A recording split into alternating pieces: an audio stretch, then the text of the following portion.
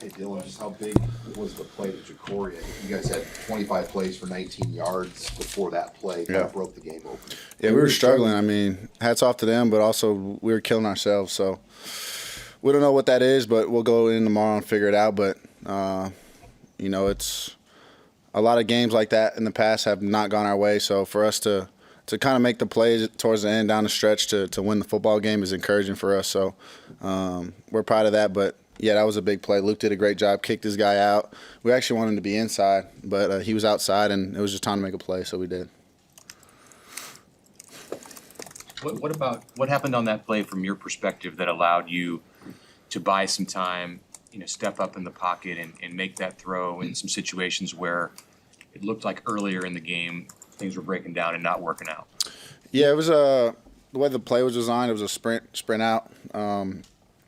So I just knew that I wanted to get out and make something happen. And Jacory ran a great route, and they cut him loose, and then we made that play, and then kind of felt from there we were rolling. So, we just stood in there, and we kept swinging. They kept swinging, and it feels good to get the win with making those plays down the stretch. Coach Rule said that the blood in the eyes Dylan is the best version of Dylan. What does he mean by that? And what are you feeling in that? Yeah.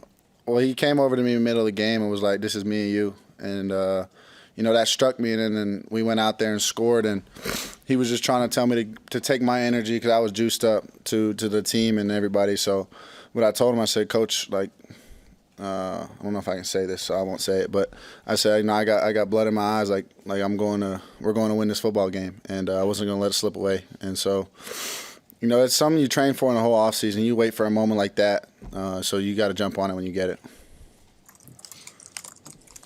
He said angry, that you were angry. When you saw it up close, you were kind of describing it. Is that how you felt about the way it was going? Yeah, there were some plays that, we've gone over all week and missed some there, and you go back and look at it, and there's guys running wide open, and it's the worst feeling when you're either on your back or you're scrambling for no reason, and there's guys running wide open, and you're trying to get the ball off. So I don't know. I'm proud of the way the O-line fought, though. They kept fighting, they kept punching, and I thought Pritch did a great job locking down that side.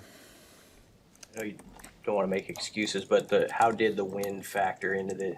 Yeah, it didn't factor at all. Yeah, I came out in pregame, threw with the wind, threw against the wind, and it was about 4-yard difference going into the wind and going against. So the wind didn't factor in anything. I didn't think any throws were. I don't know. Maybe there were some bad throws, but the interception was terrible. But go ahead. Yeah, next question. Corey came in here and talked about taking Michigan State's soul at halftime. What was the vibe that you felt for the team going into halftime and coming out of it? Yeah, there's a situation in the Michigan game where we had the ball and it was tie football game, and as we were watching the tape, we're like, these are the drives that you got to go down and you got to score because you never know if they go back out and score because there's great football teams in this league and you can't give anyone hope. So Jacory, that dude makes plays left and right. Too bad the punt return got called back, but he does a great job leading alongside with all the other guys. So hats off to him. Coach said that you play your best football when you're angry. I don't know. Do you agree with that, or does it just make you focus? Yeah, I don't. I'll have to talk that up with him if angry is the right word.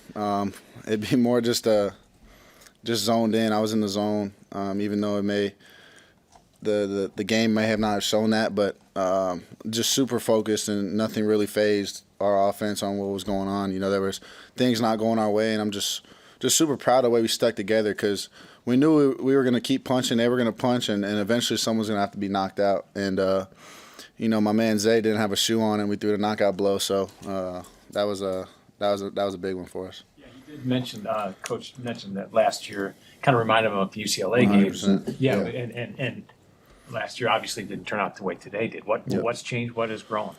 Yeah, that brotherhood, that locker room is strong. Like I said after the loss, we're either going to break or we're going to come together. And you saw a bunch of guys rally together, and we made plays down the stretch, and that's all it is just making plays when it counts. You're not going to win first quarter, you're not going to win the second quarter.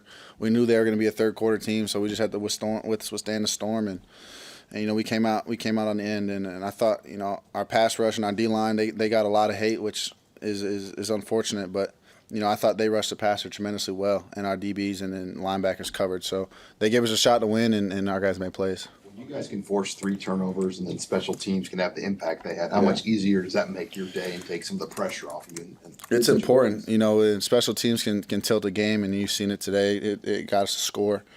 A couple scores, one got called back, and our defense was causing havoc all night. That was a big emphasis this week was havoc plays, and they forced their quarterback to make plays and play the football he didn't want to play, and it resulted in interceptions and helped us keep pushing forward. Dylan, Coach Rule said that you hurt him when you guys were celebrating the block punt for a touchdown. Can you talk about it from your perspective? Yeah, he was just smiling at me, and as I was running down to go celebrate Jameer, he just was staring at me, and I'm like, he probably wants me to hug him and squeeze him, so I did, and I thought all this training was going to pay off for him, but I guess it didn't. He got to lift a little more weights.